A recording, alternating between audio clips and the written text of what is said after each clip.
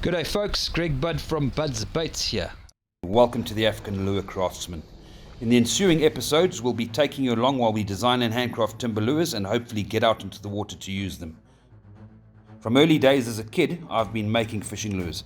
Many times on social media, I've been asked to share my secrets, and I think that day has finally arrived.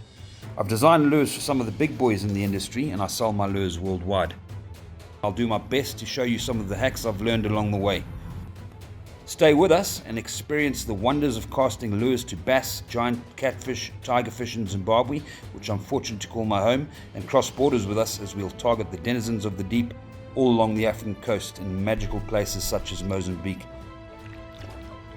Through it all, I'll share a bit of my daily life and business experience, which can be quite tough in Zimbabwe at times, as we take you along to run the daily gauntlet of survival. Subscribe and click the notifications button to stay with us. Hi there, good people. Welcome to the African Lure Craftsman. I'm your host again today, Greg Budd, and I'll be guiding you through what we're doing today. A lot of people have asked me over the years how to make stencils. I've came up with a hack. I'm sure others have done it before. I've never seen them, but it's the way I do it, and it works fantastically. There'll be a few things you'll need to do this, and one of the things, the main ingredients, is a 2-part quickset epoxy. I use the South African Pratley products because they're available here. You get them in clear, you get them in different colors. I like to use the white. The clear is very good for stencils, but it only lasts one paint and then it's not clear anymore anyway, so might as well use the white. I find the white tends to be a little bit more supple than the clear when it's dry as well. One trick with these epoxies as well, and I'm sure people understand this, is if you want your product, and in this case it's going to be the stencil, to be more malleable, you just got to mix less of the hardener into the mixture, so not a 50-50, about a 40-60, and you get a very supple, soft, but hard enough for a stencil material. So you'll need that, you'll need one of those, you'll need your lure. Many guys will just be painting stock blanks like this, and I have taken into account that obviously these are on one piece and you don't want to cut one in half. I've got one of my lures here which I have cut in half. Very easy. You'll have to sacrifice one if you're making your own lures. And the beauty about these sort of stencils is, though I'll make it for a particular shape, you can apply heat to this stencil afterwards and it becomes a lot more softer, so you can actually bend it and form it around other shaped lures as well, which is quite good. So if you're going to be using a stock blank, one of the ways to do it is I use plasticine or play putty or whatever you want to call it in whichever part of the world you are. That stuff there, and I'll make a brick of it and I'll set half the lure inside the brick.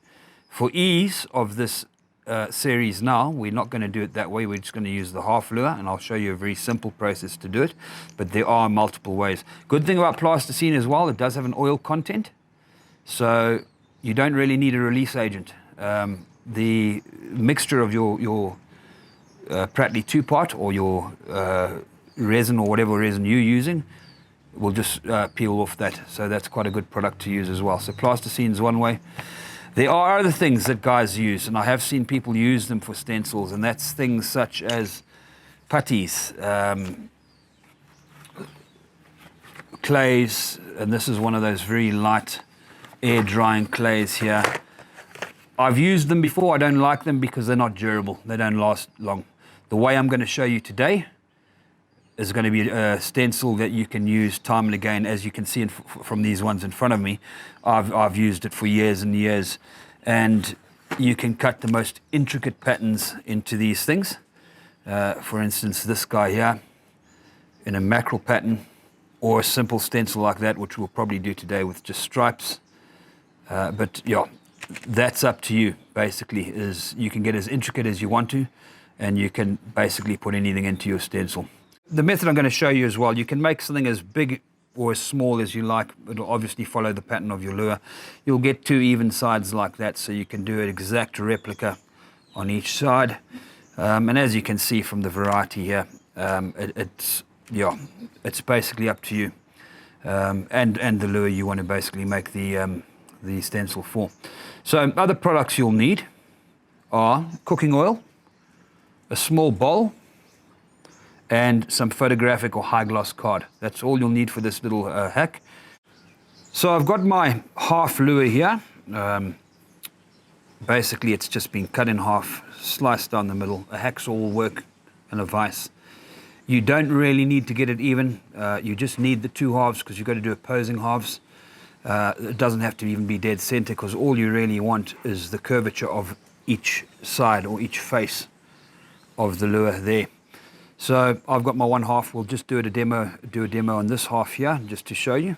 I've got my photographic paper right here, and what I'm going to do as a first step is put a little bit of cooking oil into a bowl just so it's at my fingertips and ready, because I will be needing this and applying it liberally as a release agent for the lure. Cooking oil works fine. Remember, you can wash your stencils in hot water and soap afterwards, so it's not going to add any contaminant to the lures when you're painting it. And what we do is we just get our oil and we pour some on there, get our lure, and we put that on there as well, and we just smother this in cooking oil. Just smother it. Remember to get the eye hole, things like that, anything that might stick to the epoxy. And I'm going to do the back. The back isn't that important as well. And we're just going to get that. So that's your first step, is basically just get your lure covered in oil on your piece of cardboard, and you're almost ready to go. That I'm going to put slightly aside for now, and I'm going to do my mixture of the epoxy, which is over here. As I've said before, I like to use the white. It seems to be a little bit better of a texture than the other products, but you know, wherever you are around the world, you're going to have different products available to you. Just choose the one that you think is best. I don't like brittle epoxies. They break too easily if you drop these stencils, and this isn't brittle at all. So we've got our two parts here. We've got our mixture and our hardener. So what I'm going to do first is get a liberal amount of this on a simple butter dish lid. Remember, epoxies don't stick to plastic, so very easy to remove it afterwards and use the same lid again. And we're going to apply this. It's been sitting around for about a year, this epoxy, so I'm just hoping it's not too hard.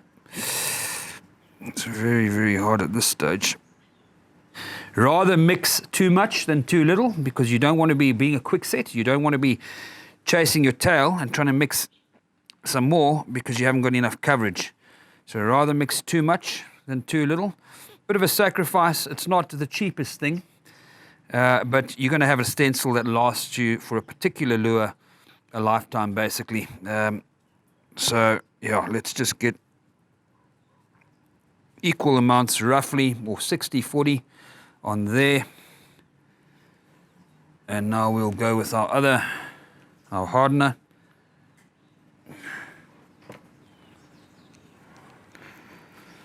And how I do this, basically, if you want to get your quantities right, is you just look at the tubes. Squeeze from the bottom, obviously, all the way, and you can see roughly where you are with that. I've got a way to go to equal that one. So let's get some more on there. And that should be roughly about the same. Yes, it is. Perfect. As I say, you can play around with quantities, get them precise, add a little less of the hardener, and it will be a softer, sort of more malleable mixture. And all we want to do with this is get this mixed properly.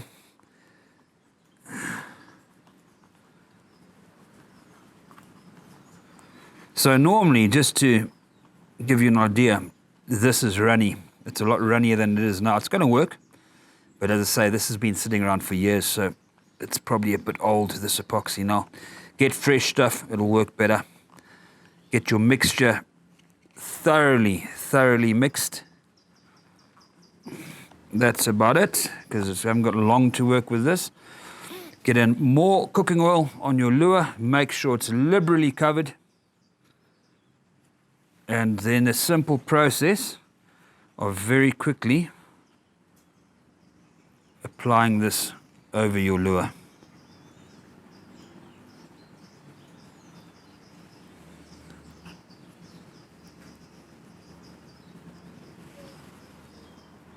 You'll notice it's not sticking to the lure at all. Get as much on it as you can,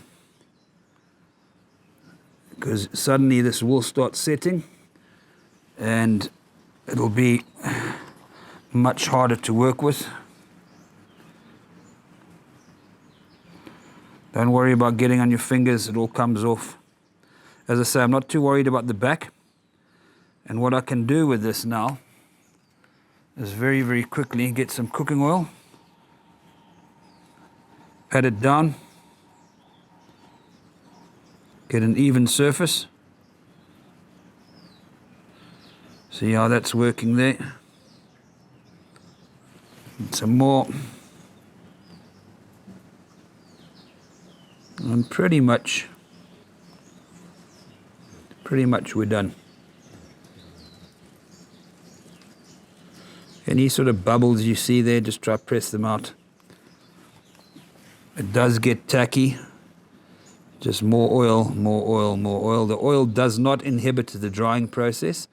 See that bubble came out there. Little bubbles don't matter too much. Just want that as even as possible. So let's let that dry. Give it 10-15 minutes. And we'll go on to the next step.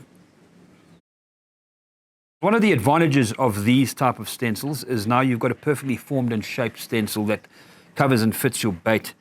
The advantage of that is that you don't get bleed when you spray through. A lot of guys will cut stencil out of plastic sheeting, out of tracing paper, out of things like that. And they're hard to bend around the bait. I've done it before, and I do still use it occasionally with little bits of sticky stuff, trying to tack it down in various places. But when you're spraying from a distance, you get a slight bleed under the material you're using, the plastic or the tracing paper. And this looks a lot neater. Because you've got a tight body-hugging stencil now, you get a perfect form of what you're trying to spray onto the lure. That's why I like this method. And there's a lot of other advantages of this, which I'll go into a bit later as well. So I've left this a little bit too long. Nature called. I had to go and pay attention somewhere else. So it's a little bit hard, because one of the key points here is you've got to actually start removing this while it's still setting, just before it hardens fully. I'm going to try it now. There are other ways to do it with a heat gun. But let's just see what we can do now with removing it. As I say, with the cooking oil, just break the edges here first. And that's gone under there, so just break those. You shouldn't have a problem with your epoxy, depending which one you're using. So see, that just comes off, and it looks like this will remove quite easily. Just very carefully remove it from your lure. Nothing should be sticking on your lure because of the oil.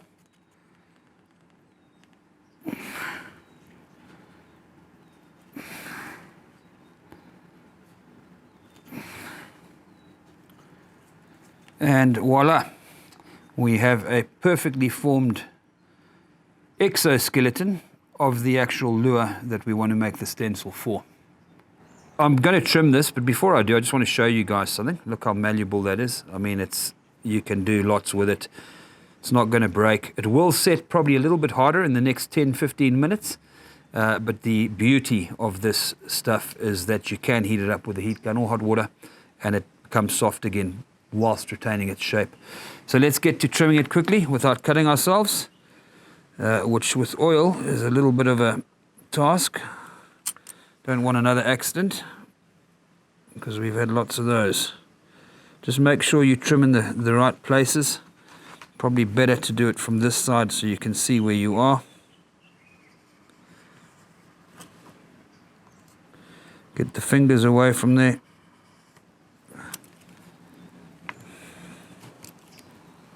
Okay, that's coming off. Cutting away from me so I don't slip. And then cut myself. That's probably a much easier way to do it. There we go. Okay, we've got that side off. The back, as I say, we don't really need. So I'm just going to take this back right off. Let's do it from the inside here. We'll just get this cut off from here as best we can. It's not a science, this, guys, so there's no awards for neatness. The whole thing is just getting those patterns on your lures. Okay, so there we have our exoskeleton, our stencil. There's the outer, quite smooth, uniform thickness, which makes it great for your cutting your pattern on. And there's the inner there. As you can see, if I take my lure, this is just a half as we know, and fit it in there, perfect fit. So any other of these particular lures, this 130 ripstick I call it, or whatever lure you've made, any one of the same pattern will fit your stencil perfectly. Our next step is we're going to go through to the kitchen. We're just going to give this a wash in some hot soapy water, get all that oil off. So I've moved back to the spray booth here. I just want to show you something. So basically this is one of my previous patterns for the Slickfin 165, one of the models I make. This is a baby Bluefin Wahoo pattern. You can do various things with it. Just to give you an indication of how hard it is, pretty rock hard. Not that malleable at the moment, but what you can do with it. So standard hairdryer, apply heat.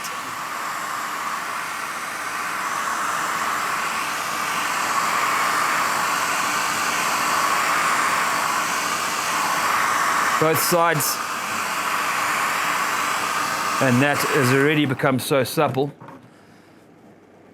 you could do anything with it. So you can bend it around, you can form it, you can, and every lure is going to be slightly different, particularly if they're handmades. You can wrap it around a bit more. There's so much that you can do with this material, which is why I like it over any of the other types of preform that you can use for stencils. What we're going to do now is draw a pattern on it, and for the case of this video I'm going to do a very simple pattern, otherwise it just might take too long. Doing something intricate like a mackerel pattern, just a couple of hours just in that alone. It's some intense work to begin with, but once you've got it, you've got it, so quite simple. A few other things is I might just trim these up later just to let you know. Trim those out. They might inhibit lures going in, particularly if I want to use this actual stencil here for another type of lure. This is the ripstick. I might want to use it for the same size Slickfin.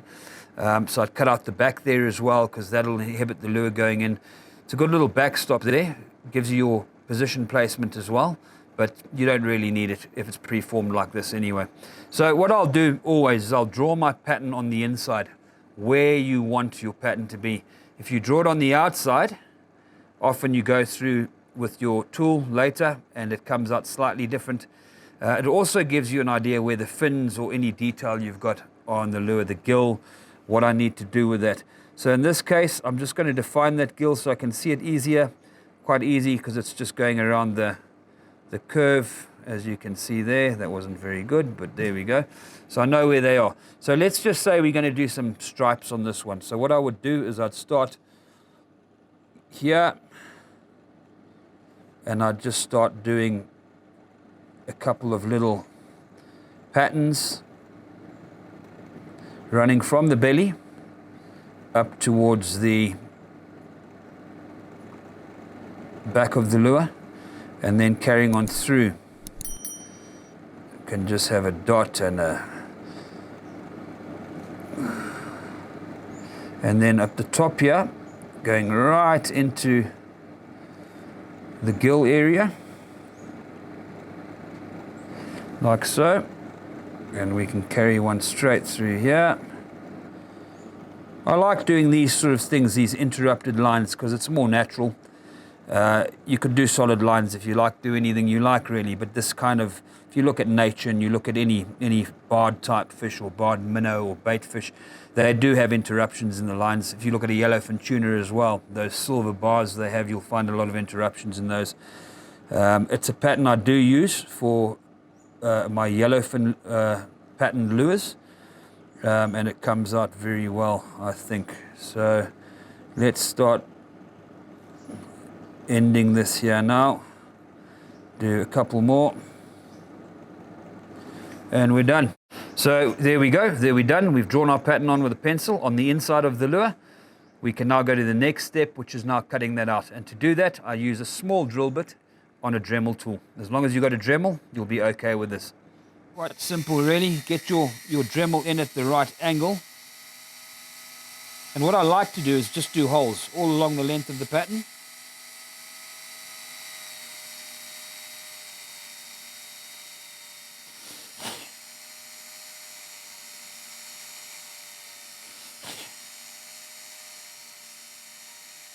And then I'll just join those holes up basically by cutting through hole to hole. Just clear the debris often.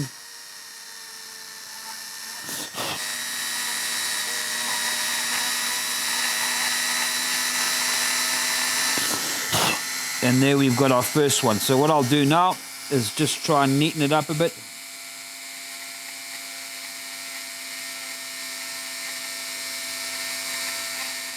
Remember, it doesn't have to be a straight line. Very rarely in nature do you get a perfectly straight line.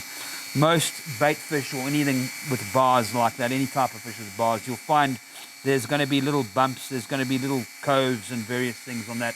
It comes out very well in the stencil, so don't focus too much on neatening the lines up and making them too straight. Just get them clean, but they can be a little bit bumpy.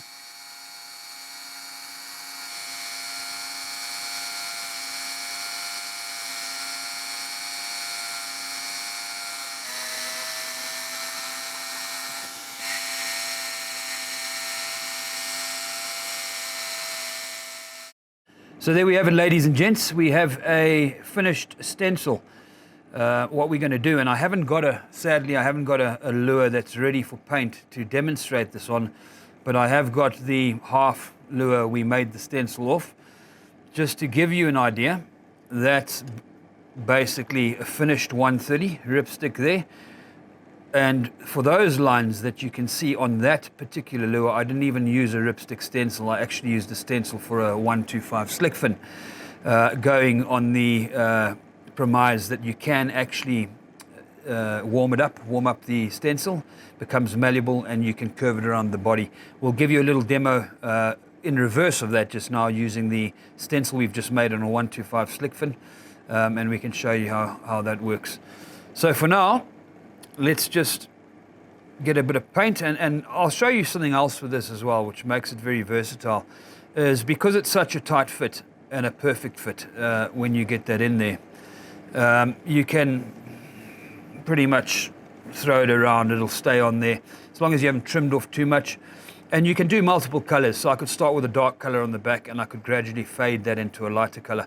I could do that by changing paints, or just by thinning my paint, or just by spraying less on the bottom, various ways. But anyway, let's get to doing that now. What I'm going to start with here is a dark pre-mixed color, a darker blue. Let's just show you how easy this is. Everyone knows how to use a stencil, but let's just get that going. Even strokes. And normally, guys, as you know, I would be using a respirator, but hard to talk with one on. So this won't expose me a lot. So we're going to do those stripes there in a darker color. Then we'll do the stripes underneath in a lighter blue. So I've got my slightly lighter color blue in there, and I'm going to go with a very, very faded coat over the bottom stripes here, just to get a hint. Now, bearing in mind this is just straight onto the wood, it would look a lot different onto a foiled lure, but you will get the idea with this. And I think that's Perfect. So let's take that off and see what we've got there.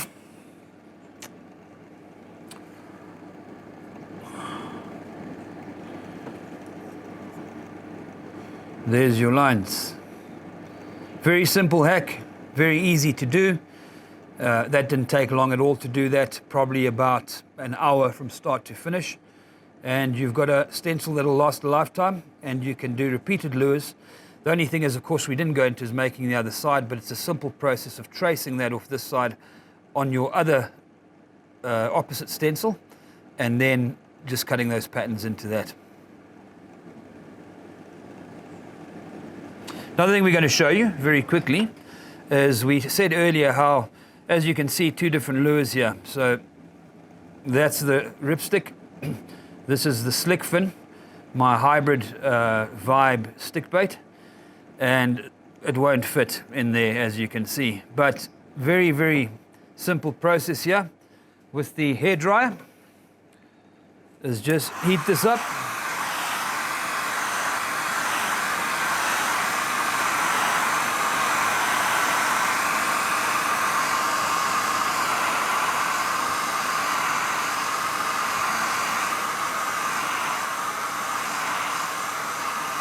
Becomes very, very malleable, as you can see, and now that will slot straight in there. Get the tail lined up perfectly, and there we have it. Fits perfectly, as you can see. So I could use it, just a quick demo, to do multiple lures as well. Don't have to do the whole thing here, just give you an idea. And there we have it. So, good folk, we hope you've enjoyed that little episode, that little hack we've just done on making a stencil. There's the finished result there. Simple stencils to achieve results like that. And again, it's just something I learned over the years, stumbled upon basically with lots of experimentation, what material to use for the stencil, etc., to make something lasting and durable. Stay tuned for the next episode, but so far, I hope you've enjoyed.